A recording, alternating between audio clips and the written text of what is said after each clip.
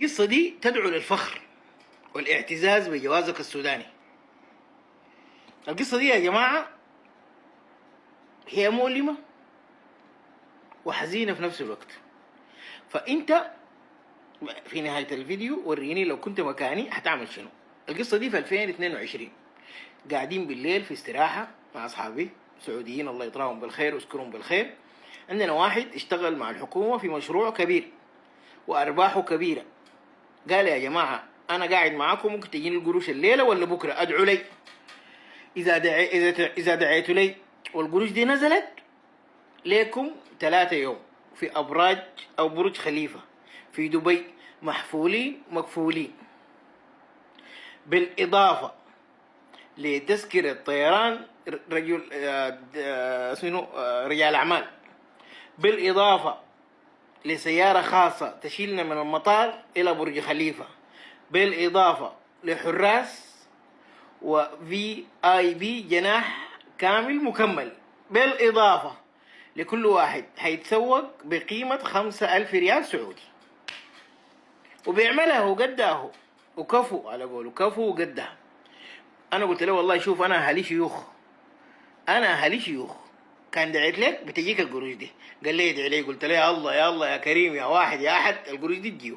أقسم بالله يا جماعة 5 دقايق تين تين تين في حسابه كان في نص ريال، نزل له مليون، بقى ريال 1.5 مليون ريال. طبعا ما داير نخش في تفاصيل شغله، انتهينا. نزلت له القروش، قلنا لها على وعدك ولا نطيت؟ قال افا وانا ابراهيم انا نط افا انا الذيب. قلنا له يلا ذيب. قال لي جيب جوازك، رسلت له اديته جوازي. الشباب جيبوا جوازاتكم. قطع لنا في نفس الوقت تيكيتات رجال اعمال. قالوا ما في اي زول يشيل معاه اي حاجه، بس دارين لبس بنطلون وقميص وهناك حنمشي نتسوق. قلنا لهم زط. ساهرنا، قلنا نمشي النوم بدري عشان تاني يوم نتخارج سريع. طبعا انا ضربته الكافلجي، كنت شغال في شركه. قلت لهم انا عندنا بيكه في السودان، فلو سمحتوا اعملوا لي خروج عوده، عملوا لي خروج عوده سريع. بالاضافه لخروج العوده دي انا اشتغلت 6 شهور في عمان واشتغلت 6 شهور في قطر. لما جيت داير اسافر قلت للكافلجي ناس شغال معاهم عملوا لي خروج عوده. قال لي ما عندنا خروج عوده، بس تشيل تذكرتك وتتخارج، يعني خروج عوده فقط في السعوديه. دي معلومه جديده انا عرفتها. المهم يا سيدي عندي اصحابي انا مشغلهم سودانيين في نفس الشركه. قلت لهم يا جماعه، دخلت لهم في الخاص قلت لهم خشوا في الجروب حق الشغل عزوني وانا اعمل فيها حزين عشان يدوني سريع خروج العوده. المهم خلال ساعه طلعوا لي خروج العوده. مشيت البيت، نمت، صحيت، استحميت، لبست بنطلون قميص، مشينا المطار. نحن 3 وانا رابعهم.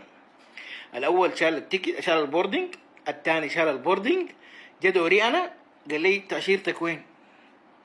قلت له تاشيرة شنو؟ قال لي تاشيرة للامارات. قلت له ما عندي. قال لي ما بتقدر تطلع الرحله دي يا زول، في طولك في عرضك. الرابع في الوقت المسافه دي شال البوردنج. بقيت انا مع الموظف، قال لي ما عندك تاشيره ما بقدر اطلعك. الشباب مشوا، قال له انه الطياره باقي لها كان ساعه ونص. قال لي نحن بنخش، انت شوف امورك هتعمل شنو ودينا خبر، واذا احتجت اي حاجه نحن جاهزين. قلت له ما بتقصروا كده امشوا وانا بتصرف. بتذكر قبل 2 كنت ماشي اثيوبيا والترانزيت كان 12 ساعه، نزلت دبي. فلما جيت مطار دبي مشيت للجوازات، قال لي عايز تخش اذا عندك انتظار 12 ساعه بتقدر تخش. فليك الخيار تقدم فيزا الكترونيه وبتجيك الرد بعد 6 ساعات 7 ساعات ب 250 ريال، وفي فوريه ب 500 ريال. اديته 500 ريال اداني التاشيره الفوريه، دخلتها قعدت 10 ساعات وطلعت. بعد ذاك كملت رحلتي.